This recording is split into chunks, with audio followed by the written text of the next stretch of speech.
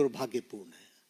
लेकिन मैं इस मोड़ पर एक बात ज़रूर कहना चाहूँगा कि यह समय ये नहीं है कि हम हमारी सरकारें, आपकी सरकारें, तुम्हारी सरकारें, इस तरीके से हम इन चीज़ों को विभाजित करें।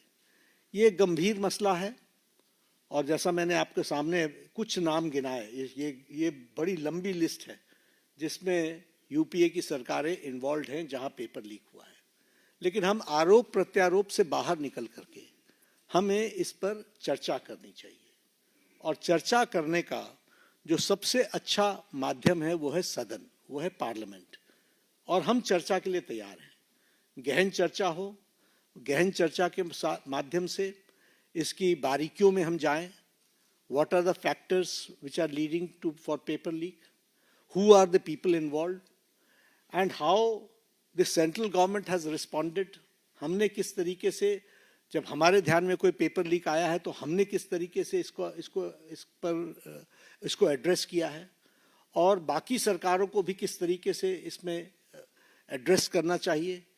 क्या बिंदु हैं जिसके बारे में हमको गहराई से चिंतन करके उसका कोई रास्ता निकालना चाहिए ताकि हमारे छात्रों के साथ जो करोड़ों में हैं उनके साथ अन्याय न हो।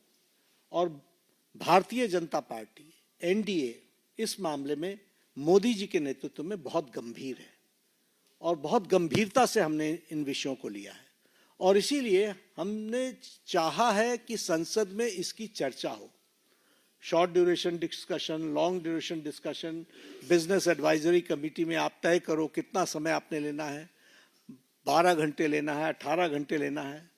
राज्यसभा में मैं लीडर ऑफ द हाउस के नाते मैंने हमेशा इस बात को माना है कि जो विपक्ष जितने आवर्स तय करे हम चर्चा के लिए तैयार हैं, सरकार चर्चा के लिए तैयार है और विपक्ष को इस बात को ध्यान में लेकर के उसे गोल पोस्ट नहीं चेंज करना चाहिए। हम आरोप नहीं लगा रहे हैं, आरोप प्रत्यारोप नहीं होना चाहिए। हम इस समस्या का किस तरीके से निदान कर सकते हैं उसके बारे में हमको सोचना चाहिए और पार्लियामेंट सबसे उपयुक्त फोरम है जहां हम गहराई से इसकी चिंतन कर सकते हैं।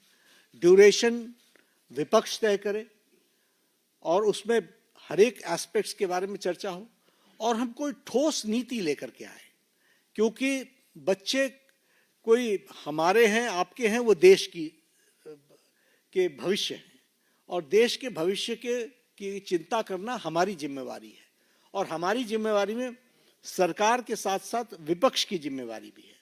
इसलिए विपक्ष भी अपनी जिम्मेवारी को निभाए और हम सब साथ मिलकर इसका समाधान करें और कोई स्थायी समाधान की दिशा में हम आगे बढ़ें, ऐसा मैं निवेदन करना चाहता हूं।